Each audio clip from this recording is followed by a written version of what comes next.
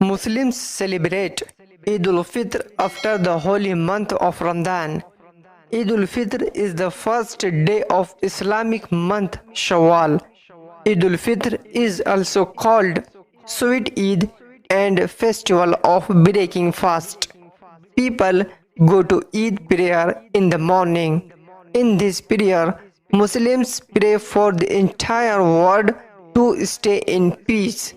People love to visit their relatives, friends, and neighbors. On this day, the whole family and community come together. People help those in need and the poor. People make delicious food and desserts at home and enjoy them with their families. Children enjoy this festival a lot. They get money from their elders called Eid.